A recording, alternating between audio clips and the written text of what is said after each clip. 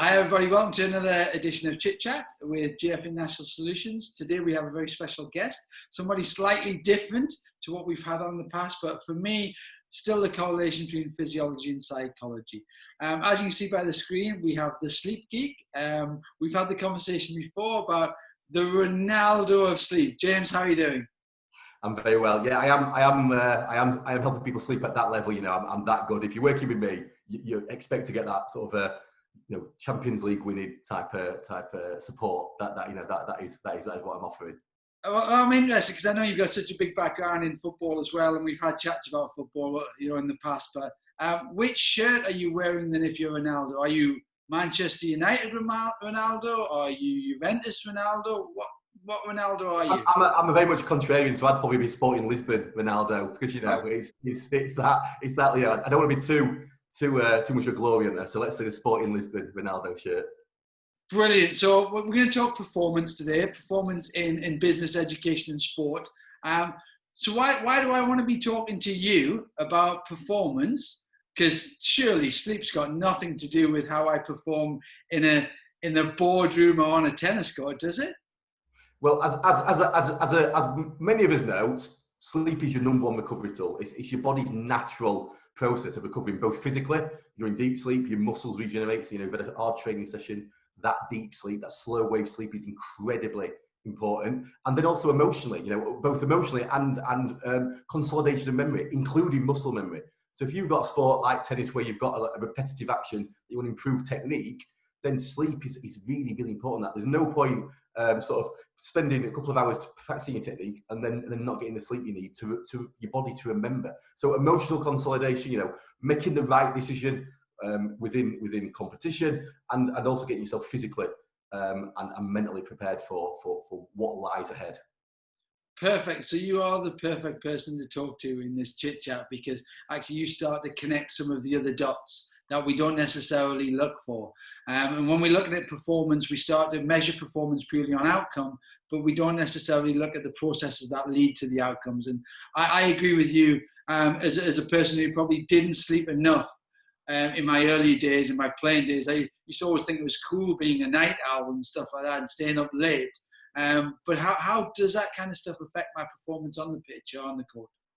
No, and I think it's understanding yourself. So I think a lot of the sleep in itself is not well understood within sort of performance environments. I'm sure when you've been doing your qualifications and going through it, sleep didn't really come up, whether it's you've got an S&C background or whether you've got like a physiology background, psychology background. There isn't a lot about sleep in there. If within the NHS, there's about 7 minutes within a medical degree spent on sleep, and most of that is sleep apnea, which is a sleep disorder. So I think often sleep we're seen as you just could sleep, and I think that's often that is a bit of a problem. But also a prescriptive advice within sleep, because I think sleep is different to the other parts of an athlete's well-being. Your training is very much about what you're putting in and what you're getting out. Your nutrition plan, what you're putting in, what you're getting out. Sleep, the very nature of sleep is you can't force it. It's more like mental health. So it's more like understanding who you are and then working with who you are. So with sleep, that the harder you try, the harder it gets. So it is you're running towards sleep with your arms open, saying, "Come on, I need some sleep," and sleep runs away because you're trying too hard. So a lot of my work within whether it's in sport, within education, or within organisations, like you say, is taking that stress out of it. That the more we sort of give people prescriptive one-size-fits-all messages like you need 19 hours of sleep as an athlete, or you need to nap every day as an athlete, that kind of advice just actually damages people's sleep. Your context becomes wrong. I've worked with players who've been at other clubs where they've got a sleep expert who's giving them that one-size-fits-all advice. So they come and work with me and they're like, "I'm a bad sleeper, James." And I'm telling them, "No, you're not. How do you feel as you're going out onto that training pitch? Because if you feel alert and productive, you've probably had enough sleep that night. If you feel a bit lethargic and maybe a bit fatigued, then maybe not. But it could be other things, but maybe you haven't had enough sleep." And we try and, my work, I'm trying not to use too much tracking, using sort of wearables and things like that, because I think that can, if you're a poor sleeper, you're a poor sleeper. I think people sometimes whether it's in an organisation or whether it's in sports, get confused. They see tracking as an intervention, where tracking is not an intervention. It's just telling you some data that you then need to use. And a lot of the data has no context, so therefore you're making wrong assumptions. So that a lot of the work in sport is trying to take that stress out, talk to athletes where they are, rather than sitting in a room and waiting for them to come to you, and definitely treat them as individuals. You know, you just talked about being a night owl. That's a big one. Are you an owl? Are you a lark? Are you somewhere in the middle? And a lot of the athletes we work with are naturally owls, because between 13 and 27, you're more likely to be an owl. So actually, when you're working in sport, the majority of people probably are more night owls in their behaviour, but there are people who aren't, and we need people to understand that. So when I'm working with a football team, for example, or a team that is travelling to compete, we want an owl to sleep with an owl, because that actually means you haven't got one person trying to get to sleep while the other person's sat on the laptop watching something. So it's these little, there's a lot of little nuances with sleep. If we can get them right, people generally get better sleep. And I think that's all psychology related, isn't it? So knowing individual people. I love the little bit there about 7 minutes in in your degree program in medicine. And they're probably, those 7 minutes are probably the time that they're popping Pro Plus at the same time, just to try to keep them awake. And that's it. You know, doctors are you know, I work a lot in the NHS. Yeah. They don't get told much about sleep, and then they're put into an environment that does massively impact on their sleep. And it's you're right. It's that kind of, you know, sleep is a foundation of lots of other things. It's a foundation that our ability to you know, part of sleep, REM sleep, is an overnight counselling session. It's where your body sort of like overnight puts those emotions and those memories into an order. If you don't get that, you are likely to explode the next day. My favourite game is watching politicians and football managers do press conferences and working out how much sleep they've got based on their emotional response to the situation. Because that, you know, I can, you know, you see it, you sort of see, particularly, you know, within those high pressure environments where you can see they're not sleeping, they may be under pressure for their jobs, and they'll explode. And that is what happens to you. You'll experience it when you've had a good night's sleep. Tick on the world. When you've had a bad night's sleep, you are actually thinking, someone come at me. I want to lose it. I want to lose it right now. That is what sleep does for us. So it's that foundation for our mental health, for our ability, you know, ability to eat healthily. When you've not slept well, the hormones that control how hungry you are, so you feel hungrier quicker, and the hormone that controls how full you feel, it takes you longer to feel full. They are impacted by sleep. So I think it's this, all these things, and it's seeing sleep as part of that process. So alongside people like you within psychology, alongside a nutritionist, alongside a performance manager, making sure that everything balances, because, you know, you can't get it perfect, I think, when it comes to sleep within an elite environment, but we can always do better, and that's what I know. Practice doesn't make perfect. Practice makes better. Practice makes happy. That is what I'm looking for when I'm working with people about sleep. Yeah, and I think that was the same with growth mindset as well. Growth mindset is not about being perfect; it's about just being better tomorrow than what I am today. So I love that as a simple analogy. I'm a bit nervous right now because you're probably looking, going, Graham, how much sleep did you have last night? What do you think? Can you see? Well, yeah, often in the eyes I can see. Now, don't look at my eyes too closely today, because I didn't have great sleep last night. And I think when you have children, don't matter how good a sleeper you are, if your kids aren't sleeping, you aren't sleeping. So that was my problem last night. So I think but again, it's not seen it as a one-day thing. You know, one night of poor sleep doesn't mean, you know, we focus, we wake up in the morning, we go, oh, I slept poorly last night, probably sleep rubbish tonight as well. And that becomes your self-fulfilling prophecy. And as you know, I do this job because I am genetically a poor sleeper. My family made mattresses, so I was in the sleep industry, and I was an academy footballer at Rotherham United for a very short amount of time. But in that short amount of time, I did not sleep, because I laid in bed every night, bricking myself about going into training the next day. And it really introduced me that, you know, what a lot of the athletes I work with go through. I've got athletes when I start working with them, having 2-3 hours sleep and actually doing amazing things. And that's, in my approach, that's where we start. Look at how well you're doing on the little sleep you're getting now, and can we just make it a little bit better? So it's looking for those positives. I think I believe in small behavioural changes are easier to sustain. I don't advocate for don't use your phone before bed, because actually, you know, the reason we advocate that an expert will tell you that is because there's the link between the blue light and how that affects your circadian rhythm, and it can trick your body into being awake. But there's also research to show that if you've had some natural daylight during the day, it doesn't have that effect on you. So the people we work with generally will have had some natural daylight during the day because the nature of their jobs, So therefore, it negates that. And actually, the bigger issue with most of the people I work with is, what are you doing on that phone? Are you on Instagram flexing at 10 o'clock at night about how awesome you are? That's not going to let you sleep there. It's more those, but there is stuff on your phone that'll help. You've got Headspace, you've got Calm, you've got sleep-inducing podcasts. Your device is not the issue. It's what you choose to do on it that is maybe the issue. Yeah, it's whether it's arousing the body or not, isn't it? And if you're arousing it and making yourself more excited, you're probably less likely to sleep better as well. Couple of things I want to throw at you, because I'm 23 and I have a 6-year-old daughter, and I had blonde hair before that as well. I actually had hair, never mind blonde hair. So you're right. We always talk about ideal world versus real world, in the sense that you throw that number out and let's just randomly throw it out. You need to have 8 hours sleep. Well, actually, in my world, that is just not possible at all, unless I go and sleep in a hotel, which would probably mean I'm divorced as well. But that's not a possibility. So how do I manage the real world versus the ideal world? So let's get rid of that 8 hours first of all, shall we? Because actually, and we had the conversation last week about it, I think, is I might be 7 hours, 52 minutes. That might be my number. Well, what is the right number? What is a good number? How do we start to look at it, working it out? It's taken away from numbers. And I think, again, within a performance environment, we love numbers, don't we? We love that data. Yeah. But when it comes to sleep, that data can be quite damaging. So sleep need is made up of quantity and quality.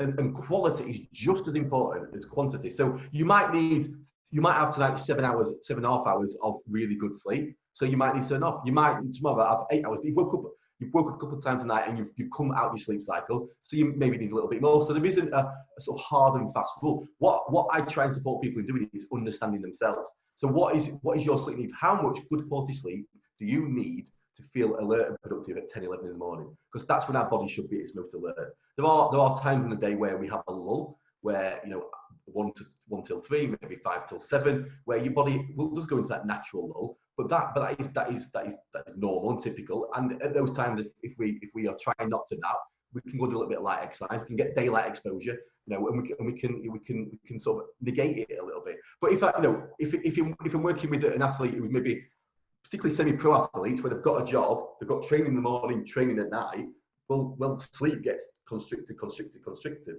And ironically, often in that situation, we have them going to bed later. Because what they're doing, they're rushing to bed. You just touched on it. Your phone can make you excited before bed. Well, if you are not, the physiology of sleep is quite simple. A drop in heart rate and a drop in core temperature. They're the two things you're trying to achieve. Well, if you've been training late, you're not going to achieve those things. So it might be relaxing a little bit more, getting your body in the right state for sleep. You warm up for sport, you wind down for sleep.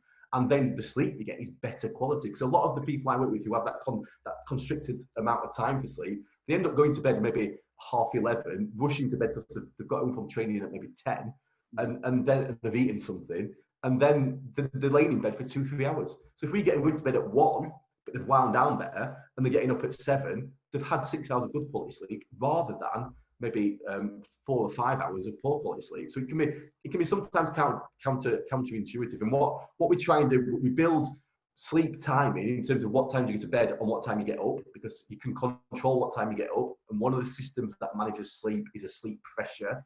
So during the day, you're getting more tired.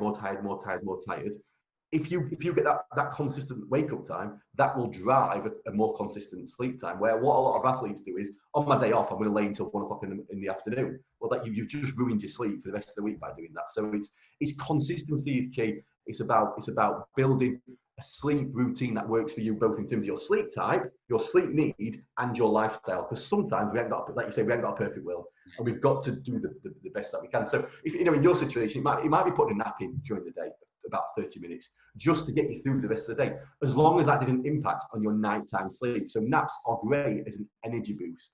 They are a way of negating sleep deprivation. They are not a cure for insomnia.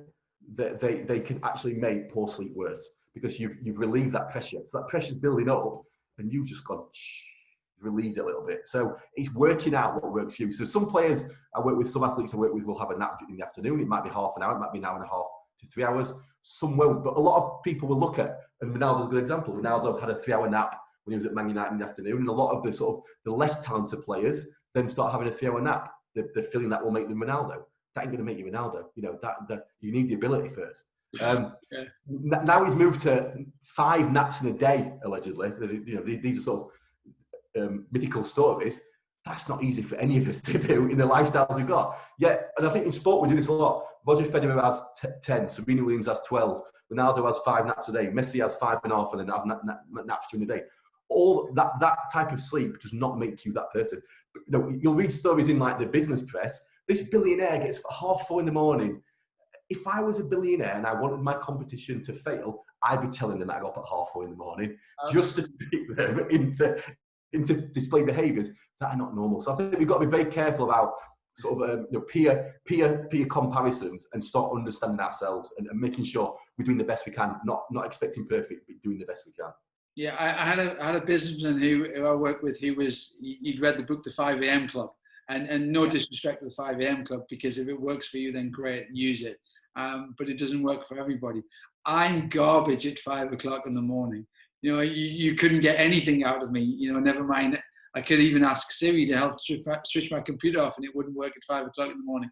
So there's a couple of things I just wanted to throw out there with you. One is this whole concept about cycles, because you mentioned them. So if you can talk us through them a little bit in terms of the meaning for that. And the next bit which came out was, can we cheat? Can we cheat the system a little bit? So I remember when I did my first degree in the States, and as a university student, you do no work, and then all of a sudden you build up the pressure, you panic a little bit, and then you've got to turn in like 6 months worth of work at 9 o'clock the next morning. So you go to, at the time we went to a place that did free refills of coffee. So I got there at 10 o'clock, got my books out on the table and paid for one coffee, and then spent all night reading my books. Can we cheat the system? I still nip to Starbucks now and then, just to kind of a little cheat of the system. Does that help? So cycles, can we cheat the system? So we'll start with cycles. Cycles are interesting. We do, our bodies do work on about, and you come out of your kind of like sleep cycle, you come out of it. So if you were measuring your brain, you'd see sort of an awakening. Generally, you don't remember. If you're sleeping well, you don't remember them. You turn over, go back to sleep, you fall into sleep. So when people say, often James, I want to sleep through the night. Nobody sleeps through the night. We all wake up 3 to 6 times a night. Now, if something occurs as that waking happens, your partner snores, your kids shout out in the night, you know, there's a light comes through the window, that will pull you out of sleep. And James, were you in my house last night, James? That's the trigger. But actually, then we also differ in how we react to that trigger. A good sleeper might just wake up and go, well, fine, turn over, go back to sleep. Poor sleepers, and this is my problem, start wondering about, you know, work, kids, relationships, that embarrassing thing we did 5 years ago in a pub. And when we start with failure is often the thing we think about at 2 o'clock in the morning. So we often start doing that. So yes, we have about a 90-minute cycle. Now, some of the problem within sport, again, is so this idea that all cycles are equal. And if you can fall asleep at 10 o'clock and wake up at 7 and you need 8 hours, you know, you need 9 hours sleep, you'll have had a number of sleep cycles in there. And because I didn't get much sleep last night, I can't work out how many that is. But they're not all equal. So you can't force your body to go to sleep at 10 o'clock. So if you don't get to fall asleep at 10 o'clock, then what happens to this theory of sleep cycles? You fall asleep at 20 past 10, but your alarm's set for 7. It doesn't mimic what the body actually really does. So having an idea that that's how the body works, you know, we have 90-minute cycles, that doesn't just apply to sleep, it's pretty much how our body clock works. But understanding that not all sleep cycles are equal. So within 20 minutes of falling asleep, you'll fall into slow wave sleep. Majority of your sleep within the first 2.5 to 3 hours of sleep is that slow wave sleep, that way you physically recover. That is hard to arouse you. So, you know, if your child shouts out in those first 3 hours, you might sleep through it. If you're planning on pretending to sleep through your child shouting out, first 3 hours means you can say, well, James said, I'm in deep sleep, so it wasn't my fault. So little tip for you there with the children. And then you move into REM sleep, and REM sleep is the sleep where we dream, or we remember our dreams more. We are paralyzed during REM sleep. So sleepwalking would be the paralysis has switched off and part of your brain has woke up.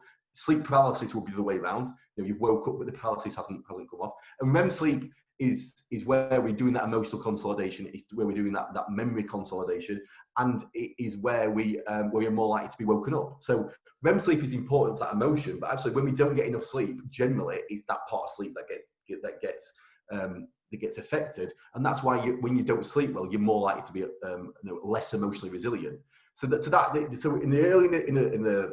the night, your sleep cycles are made up of deep sleep, and late in the night they're made up of REM sleep. So having this idea of like somehow you can control your sleep in that way is just not true. And there's a great there's a Canadian sleep academic called Amy Bender, who has sort of done some great work on sort of really disparaging that approach and showing that the science doesn't match the theory. It sounds great in theory, and I think it's often worked in sport because what people were doing before was nothing. So when you do something, you start sleeping better.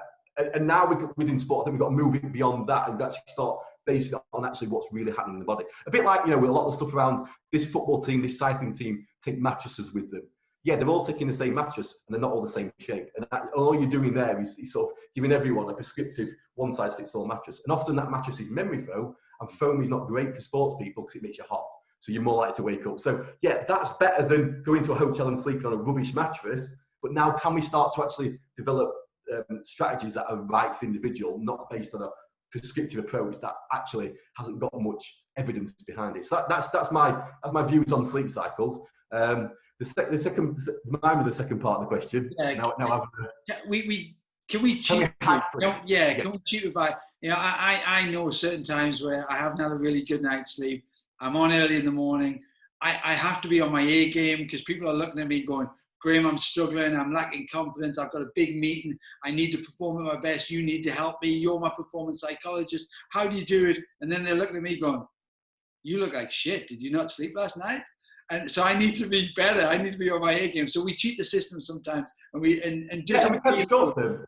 Yeah, definitely. And I've worked supporting organisations where they're in quite high pressure environments where they maybe have a 6-month project and sleep is hard. They're finishing the project at 12 at night. They're waking up at 6 in the morning. Sleep is hard. But what we would say is at the end of that period, you need a time to reset your sleep. And that's probably the difference. So like life comes into it and we can't have a perfect world. And a lot of like some of the things around sleep, particularly from the academic side, are telling people if you have less than 7 hours, you're going to die.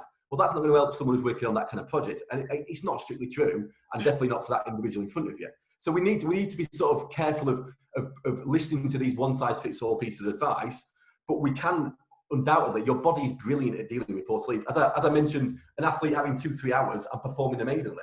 Yes, you can do it in the short term, but actually, if you're wanting to make the most out of your career long term, and I think particularly when you get towards the end of your career, we need to get you sleeping in a way that is more in tune with your sleep type, your sleep need, and an understanding of how we can improve that we can get closer to what you actually need. So yeah, short term, definitely. It's like if you have to get up early and you're an owl as your sleep type, you can use a light box, for example. A light box, as you're eating your breakfast, a light box sits next to you, mimics the sun, that helps you feel alert.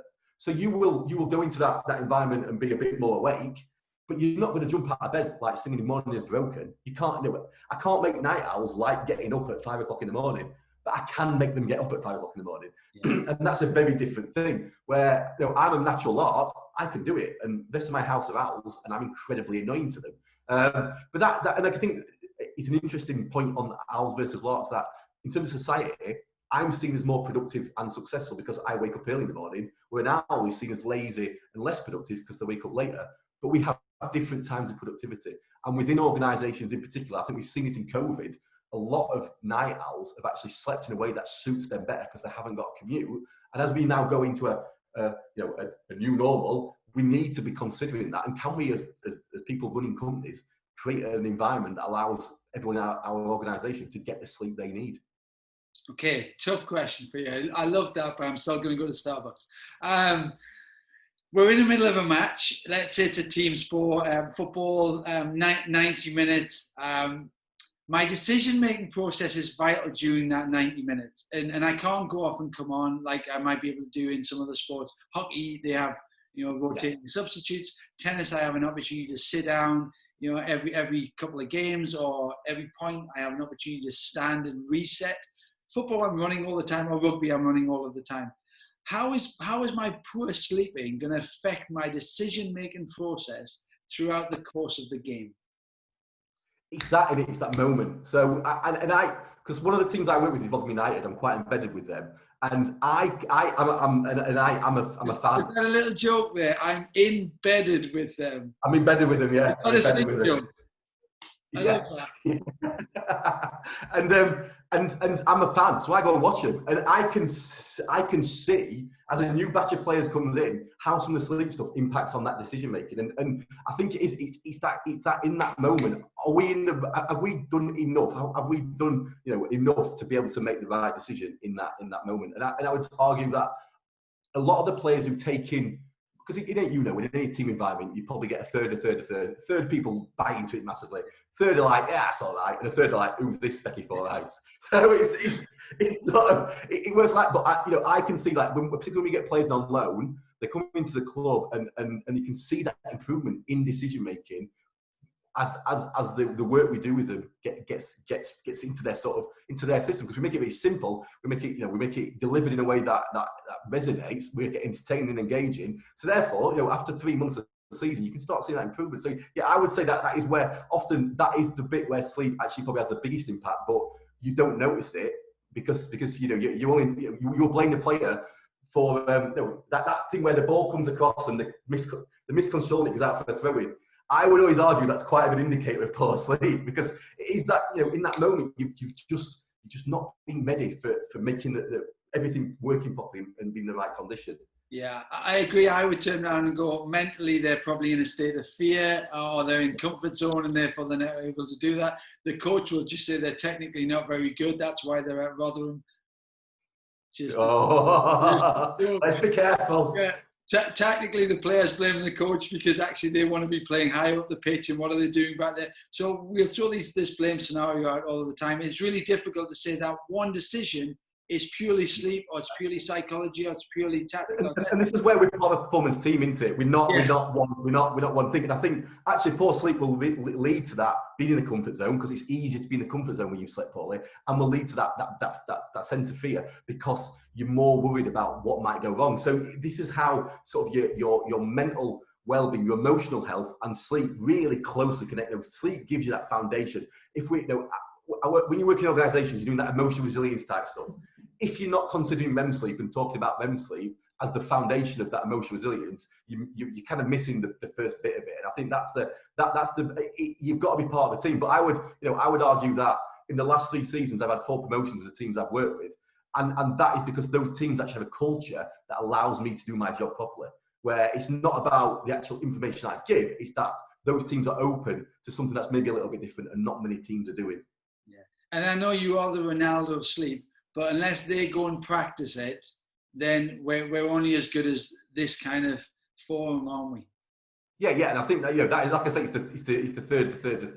It's that interesting thing in careers, because when they're later in the career, they're more likely to think this is something that means I could get that next contract, and I'm prolonging my career by 2-3 years, and for their family that makes a real difference. And I think that is when I work with a club, I'm not just about the first team squad. I'm about the coaching staff. I'm about the players' partners. About the players' kids, because if that player's partner isn't sleeping well, then that's going to impact on their performance. If their children aren't sleeping well, it is. If the management team aren't sleeping well, they're not going to be able to make the right decisions. So I think, again, you can go into a club and do a one-off presentation and boast that you've worked with X club or X club, but if you want to make a real difference, it's about that being in the club every couple of weeks, having an approach that is integrated into the performance team. And it not being just about, for 1 week, one day or 1 hour, we're going to talk about sleep. It's ensuring that, when I'm working with Rotherham, because I'm there every couple of weeks, every season we've got a new target in terms of sleep. It might be looking at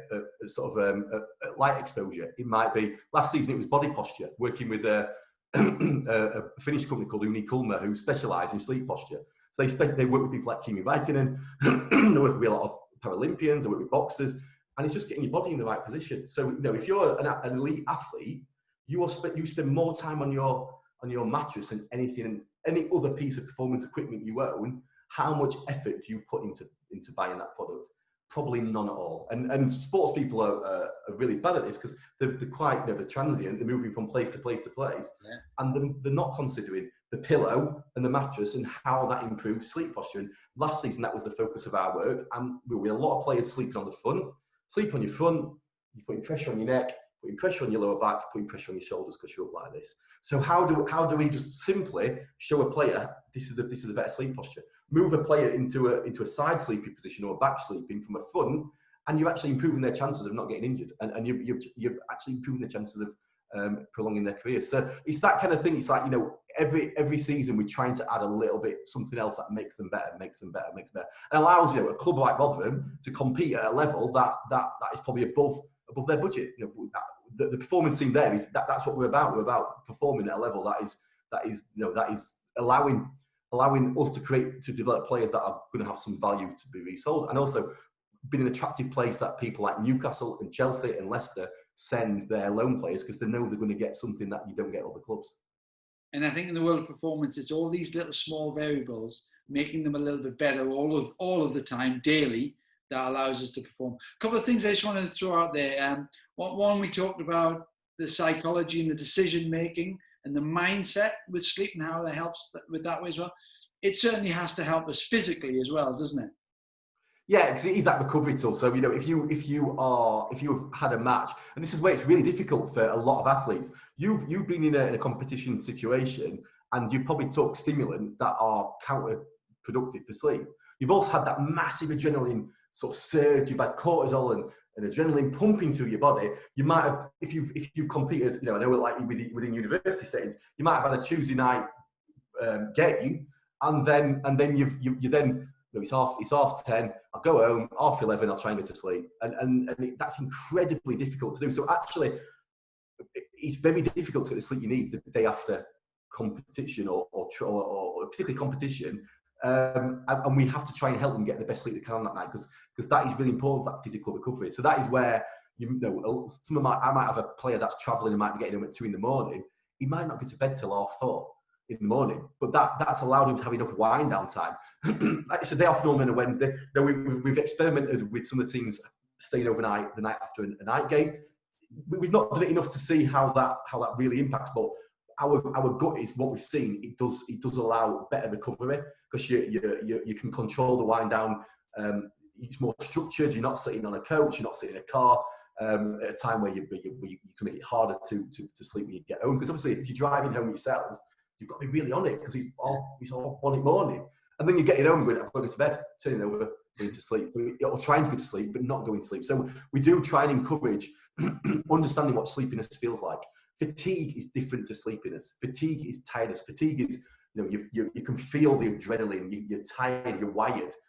Sleepiness is that lovely feeling where you're like, that's what we want to. So if you're not feeling that, why are you trying to get to bed? Again, in the human condition, why do we go to bed when we're not sleepy? Why do we go to bed? Because we think it's 10 o'clock, it's 10:30, it's 11, I need to be in bed. You're not sleeping. You wouldn't, you don't eat a meal when you're not hungry, or you try not to eat a meal when you're not hungry. We need to understand that sleep is as much about emotion and feeling as it is about the process and the mechanics of it. And if we can help people understand that, then in my experience, unless you've got an underlying sleep disorder, you will get better sleep. What about injured players, James? Do you get them to sleep a little bit longer because obviously the body needs a little bit more healing time? Yeah, I'm never. But again, it's culture, isn't it, within a team setting, or if he's an individual athlete, that kind of like governing bodies culture. I'd prefer allowing injured players to get as much sleep as they can, give them the opportunity to. We can't make them have more sleep, but we could give them the opportunity to. But if we're saying they've got to be in at 8:30 to do work with the physio before training, that's probably not helpful to that injured player. And it's probably going to, in general terms, would impact on their recovery time. That'd be my feeling. So I'd like injured players to be given more opportunity. And you do find it, when you're working with players who are injured, they generally do get more sleep because it's part of your body's physical recovery. It's part of your body's emotional recovery. It's gone through a traumatic event, so therefore it's got some recovery to do. Sleep is your number one recovery tool. So let's help them get the sleep they need. But that is, that's a team setting cultural thing, and changing culture. This is where sleep sometimes can be interesting because you can't always get it perfect because a manager has the right to dictate the culture of the team that they're managing, and as a practitioner, you've got to fit into that culture. Yeah, I agree with that, and I'm in the same situation myself in terms of looking at the environment that we create. And it's difficult to try to advise and guide when the environment's wrong, because the individual might be right, but the environment's wrong, and they're really going to struggle with that. So it was really nice when I heard you talk about the fact that actually you work with the coaching staff, the manager, but also wives and husbands and partners, because you're right. You've got Wimbledon final tomorrow, and your wife or your husband snoring like a horse. Your kids are screaming and shouting, and you're just like, "Oh my God, I'm playing Djokovic in the final. What am I going to do? How do I get to that level?" That's tough, isn't it? So, recommendations and tips for trying to help the environment, in terms of that communication or working with external people. Yeah, so I think it's for everyone, it's about creating a routine and environment that works for you. Now, the one thing as well, so when we talk about partners, is often your partner have a different sleep type to you. This is anecdotally, but we are generally attracted to someone that, you'll have a bit of an owl and a bit of a lark. So me and Mrs. Sleep Geek, I'm a lark and she's an owl. And that makes sense when you're bringing kids up. One does the late shift, one does the early shift. But when it comes to like bedtime, it can cause a bit of like conflict. And you can get, I've worked with people where they have this sort of, you might have a sleep dictator, that person in a relationship who's saying, I'm going to bed, so where everyone's going to bed, and I couldn't care less whether you sleep or not, because I'm snoozing away lovely. And then we try and sort of get athletes to look at that compassion, because we need them to be getting the sleep that they need, but we need them to be emotionally secure. And emotional security comes from actually sleeping next to someone who isn't annoying you. It really does. And when I particularly in organisations, I've run like drop-in sessions. One of the biggest issues around sleep is people sleeping next to someone they don't love. So we need to get that environment right for both people. So if I was an athlete, I would always use a separate duvet, because actually that allows you to create your own temperature environment, and that's very important. I like things like bamboo for temperature regulation. I like fabrics like smart fill. I like alpaca fleece because that allows a nice wicking. Certainly a fabric called Steady Body that allows that aids recovery, but also allows that temperature regulation. I like that kind of thing, because and you're having your own, so they're not like nicking the duvet or getting too close to you. I like athletes to have beds that are big enough. That's a real problem with athletes. You've got 6'5" goalkeepers trying to sleep in a single bed that's 6'3" long. That is not going to help. So let's again see that mattress and bed as part of your performance equipment, and ensure that you're buying something that supports you properly, but was also basically long enough. The environment needs to be dark. I like a consistency of environment. So one of the big things I do with sports people is, when you are traveling, taking your partner's smell from home. So it might be a washing powder. So you take your pillowcase and put it on the pillow that you're using. I'd rather you take your own pillow. So, a lot of the clubs I work with, we have an adjustable pillow. So you can adjust the height depending on the mattress you're sleeping on. It's that player's pillow from home. They know the feel, they know the smell. That will allow them to feel more secure in an environment that isn't their usual sleep environment, because we know it takes about 3 days to get used to a new environment. If you're a person who's in competition, you might not get 3 days. So how can we speed that process up? Smell, incredibly powerful. Take your partners after shave or perfume.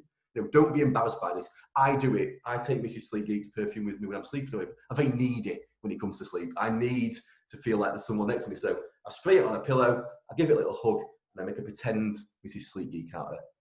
Now, to be clear, there is nothing strange about this. I'm not putting a face on it. I do nothing wrong to those pillows. It makes me feel like there's someone next to me, and it smells like that person I love. And the beauty of this thing is that when I work with football clubs, I did some work with, we did a feature with Football Focus, and a couple of my players from Rotherham went on and they were talking about this, and they'll go, "Oh, James recommends," but I don't do it, but James recommends. They do. They won't admit to it, but and what I quite like is their partners often quite like it, because it's like, yeah, you take my spell with you, and it creates that bit of something a bit fun, but also an emotional connection, and it really does work. So again, it's using it. Can we make this environment that is quite sterile, quite stark? Can we make it a bit more homely? I do a lot of work with SportsAid, a charity that supports young athletes, and it's something that we try and sort of get into their mindsets quite early on.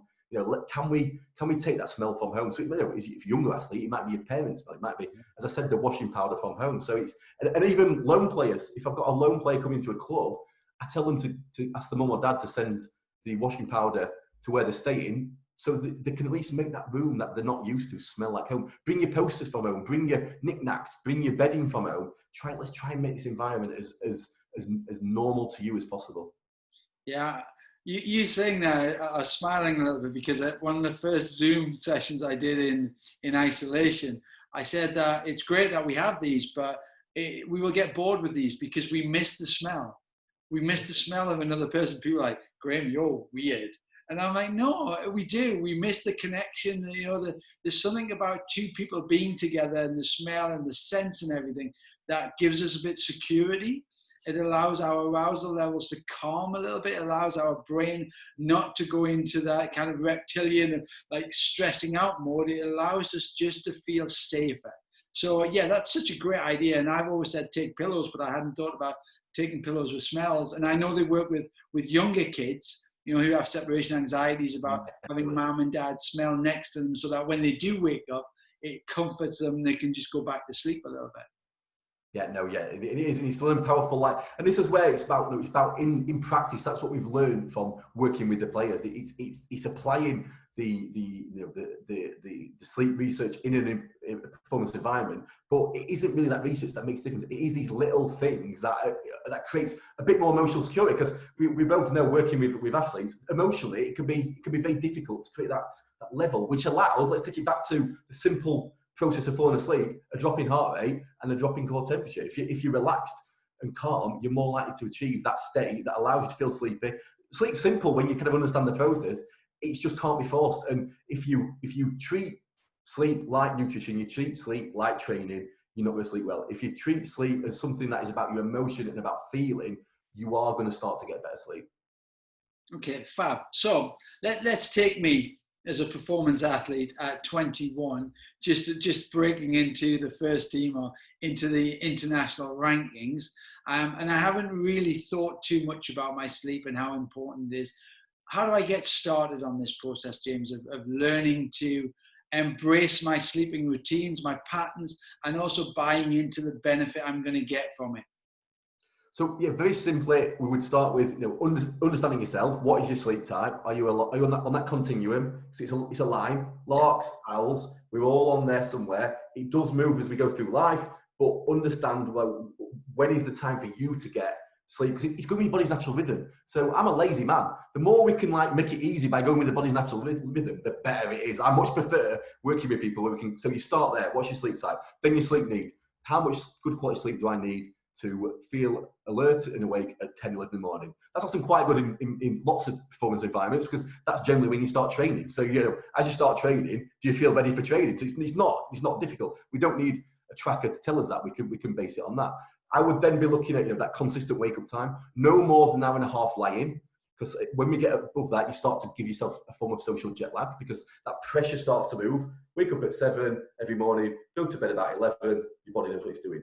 Wake up at 12, well, when your sleep pressure's just got all gone to whack. And often you'll know this, that when you've had a lie in, quite a long one, you'll often feel more lethargic than you do having had less sleep, because your body doesn't need that sleep. Your body's got lots of jobs to do in sleep, and if you add in an extra 4 hours, it's just poor quality sleep. Your body's done its jobs.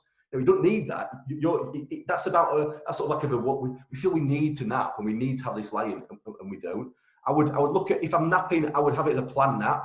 Now that might be every day, or it might be only on days of competition. It's working out what works for you, working out how much nap do I have that doesn't affect my nighttime sleep, because a nap doesn't replace nighttime sleep. You're not going to get REM sleep from a nap generally, and you've got to have probably about more than probably 30 minutes to start going to deep sleep. But the problem is, when you start going to deep sleep, being woken from deep sleep, your body's that, it's that when we wake up feeling like groggy, like, oh.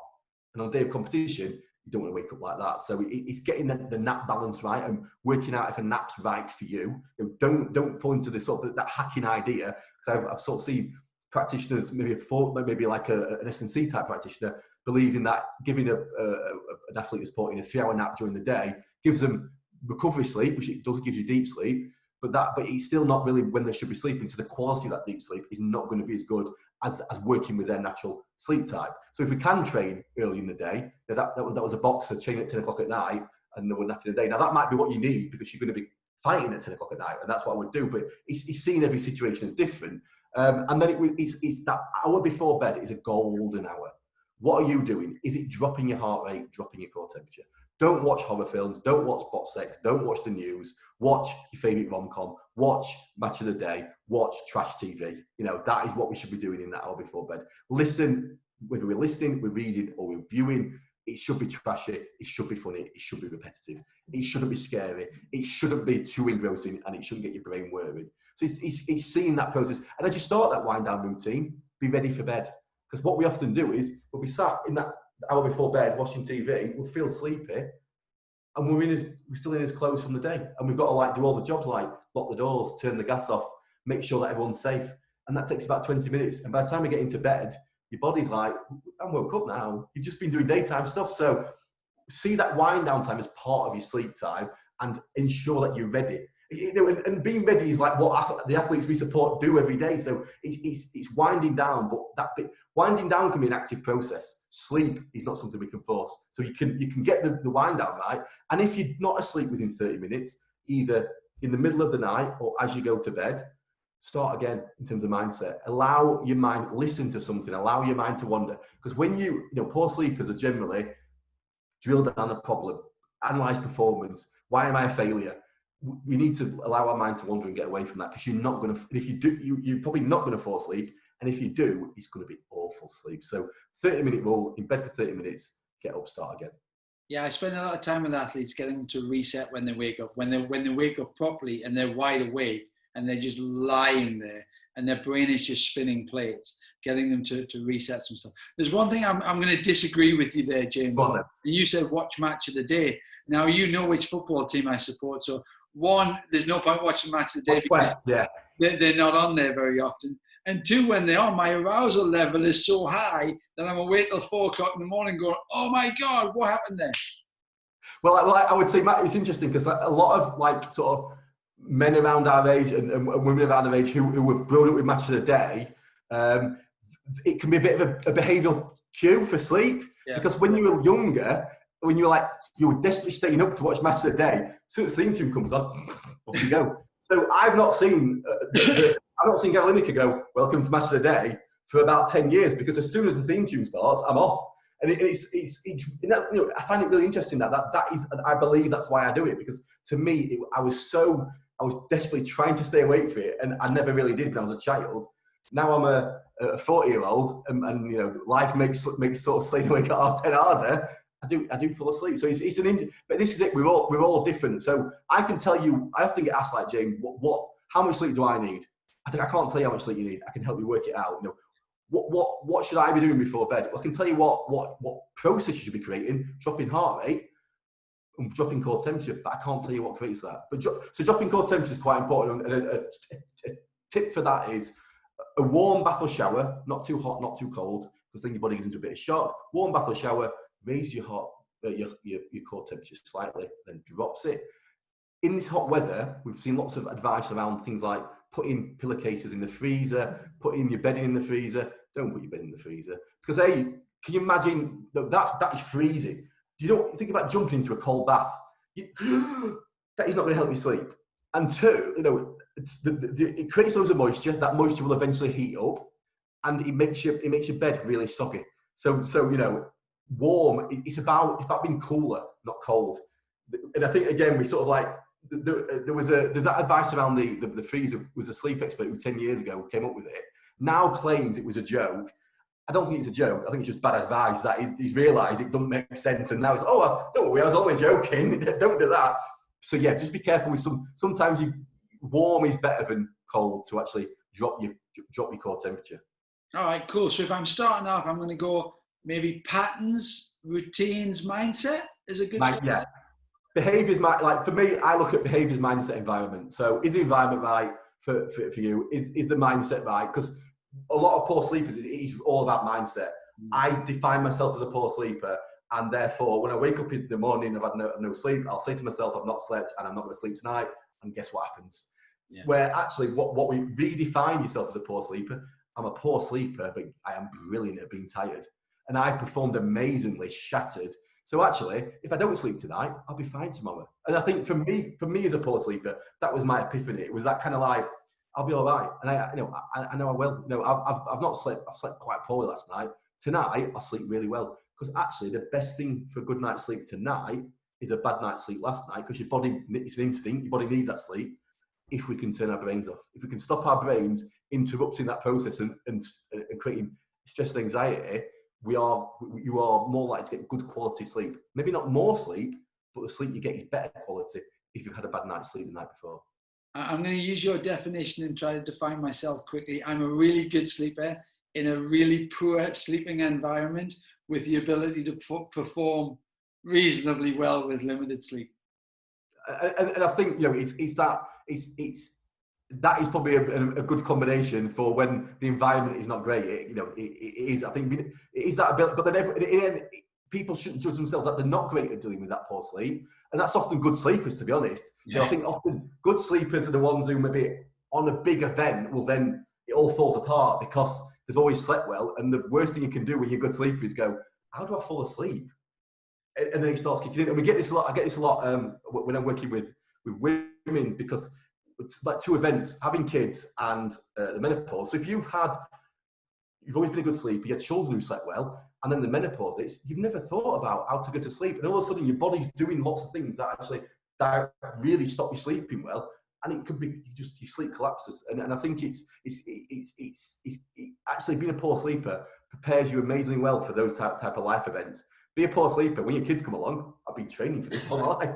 When the menopause hits for women, I've been training for this my entire life. It can be quite interesting that actually sometimes it's the good sleepers who have a catastrophic night who you need to talk down a little bit, where the poor sleepers is this approach of, you know, you're a poor sleeper, but you're brilliant at being tired. Yeah, subconsciously now, you're just telling me change your environment, get divorced. So I'm not going to let the wife... You're going to be on that divorce. I've had a number of conversations where at the end of it, not just in sport, but in organisations where someone's gone, right, I'm leaving him. Yeah. Whoa. Don't go and tell him it's my fault. It's always got to be somebody else's fault. It's not the environment. Two more things. One, international athletes do a lot of travelling. We were prepared for the Olympics this year. It's now put off. It's next year. That's a big travel if it exists. It's in a different culture, in a different environment. We can't necessarily always take our mattresses to places like that, or we move very, very quickly. I mean, I think the tennis season is something now around about 40 odd weeks of the year in different places. Pretty tough on those guys to really focus and concentrate on sleep as a value to their performance. Any tips on traveling, international traveling? It is very specific to the individual and the sport and the competition schedule. So as part of my company, we have other experts. We have a sleep apnea expert and we have a chronobiologist, and they would work with me and the athlete and the performance team and the support staff, and we'd look at the athlete's individual sleep type. So you're looking at when they're moving around the world, what works for them. And then you're looking at the competition schedule from a strategic point of view. So actually, are we going to say, South American competition, sod it. We know we're not going to do great there. We're just going to sort of do the best we can. And actually what we're focusing on is Europe. So we're going to make sure that actually the base level is going to be Europe, and we're going to try and stick to that schedule as much as possible. So if you were building up to the Olympics, for example, sport dependent, you would be wanting to get there early. You know, you want to get there and get used to the new time zone, as give yourself as much time as possible. You know, you don't come in 2-3 days before, and you're using natural light. So where you are now, exposing yourself to natural light, lots of daylight exposure, using light boxes if you're competing indoors. So you're giving yourself that light exposure as you maybe listen to a debrief or you're eating. You're trying to get that light exposure. And it is making that environment, as we've talked about, using those environmental cues, making sure the environment feels as safe as possible. But it's an incredibly difficult one, because, you know, remembering that we're not designed as an animal to jump these time zones. We're not a bird. You know, we're not designed for it. So our bodies can struggle. And I've worked with athletes who've come from the States, for example, over here, and they've been here for 5-10 years, and they're still, you know, they're still like the sleep is wanting to go later and later because that's what they're used to. So it's not, again, it's that thing, we can do it in the short term, but we've got to work with the athlete and work with the support staff to work out, you know, what is their target. And obviously something like Olympics is quite clear, but if you've got like a non-Olympic skiing season, you're going all over the world, and how do we handle that? And like even something like esports, looking at something like that where actually the competitive environment is not even it's inside. They're traveling for about 280 to 300 days of the year. how do we actually view you fighting against your body's natural rhythm all the time? So we've just got to do the best. It is definitely the best we can. And that's mental arousal all the time. You're playing on FIFA, and the guy doesn't go where you want him to go. At least when you're physically playing the game, you can force yourself to go and tackle or do something. But when you're just doing that, the mental arousal must be huge. And I would argue what you do and what I do is actually more important in e-sport than it maybe is in traditional sport, because e-sport is not really about the physical. It's all they will have a physical training regime, but if you're not mentally ready, if your sleep's not where it should be, you are not. Because talk about split seconds.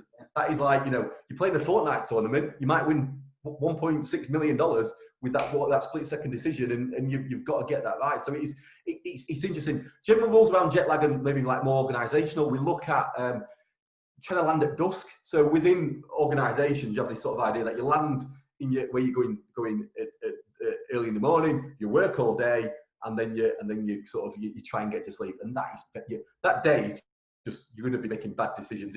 If I'm running an organisation, I'm paying you a lot of money to be somewhere, and you're going to make a decision that's big while you're there. I don't want you landing at dawn and working all day. I want you landing at dusk. That makes it easier for your body to adjust to that. Well, from a flight, you're generally physically tired anyway. It's quite mentally tiring as well. Use that the fact that so dusk, you maybe landed at somewhere between 3 and 7 in the evening, depending on where you are, and then it helps your body get into it. But again, lots of natural daylight. But that's if you're staying for maybe over 4 days. If say you're going to the East Coast of America and you're only staying for 2 or 3 days, I would stay in UK time. I would keep to UK time. I plan meetings around UK time. I would use a light box to keep me at UK time. So actually, because my main work environment is the UK, that's just a small event. Yeah. That's 2 or 3 days. I deal with that. I want to be all right when I get back. I don't want to have to spend sort of a week getting used to the UK time again. James, brilliant. This has been a fantastic talk. And, we run the Optimal State program, and it's about bringing all these variables in terms of trying to get everybody a little bit better, every time they step foot in the boardroom, every time they step foot on the pitch or on the court and so that. And certainly I think sleep is one of these things that mentally helps the physical, or can help the physical in so many different ways, as well as helping the mental attributes too. Just want to finish off with one last question for you, because I know time is obviously precious. Three sleep myths that we need to get rid of, and 3 top tips. So sleep myths in sport: you need 9 to 10 hours sleep. Everyone needs to be napping. You can treat sleep like you treat training and nutrition. Top tips: understand your sleep type, understand your sleep needs, and try and get the best sleep you can. Don't try. It's not about perfect. It's about just making it better. Some of the advice that we've included in here: just pick 2 or 3 things. Small things. I like small behavioural changes because they're sustainable. I'm not asking you not to use your phone before bed. I'm just telling you, if you're on Instagram flexing, you're probably not gonna fall asleep and stay asleep. Fab, James, it's been an absolute pleasure. There's been some great insights into the world of sleep and how it affects performance. So thank you very much for that. Been trying to think throughout the last hour in terms of your Ronaldo, who I would be if I'm trying to help pass the ball to you and sort you out with, making you look good. I still haven't thought of everybody. And the one worry I have about this conversation is the fact that you said you do drop-in sessions. Is that like in the middle of the night? Do you just let yourself in? No. I'll sit in an organisation and they'll come in and say hello and talk to me about the sleep. I have been asked to provide that service. I think that'd be weird. If you're waking up and going, you're sleeping all right there. I think I'll be. We want the individual in question to own their sleep. We don't want them to rely on me as some sort of weird sleep nanny sitting next to their bed. We definitely don't want that. I think you can make a lot of money being the weird sleep nanny. Maybe that's a new tackle. And what we'll do is, if everybody subscribes and shares, and if James, you can share this as well. If you can send your details, we'll put them on the bottom. If you guys want to contact James or anything in terms of some work, please do so. He will send you details and you get in contact with him. But again, a brilliant chit chat. Great, James, thanks very much. Look forward to working with you in the future on the Optimal State program, and we'll catch up and speak soon. Yeah, I've enjoyed it. Thank you very much, and sleep well. Thank you. I'll try my best. Thank you very much.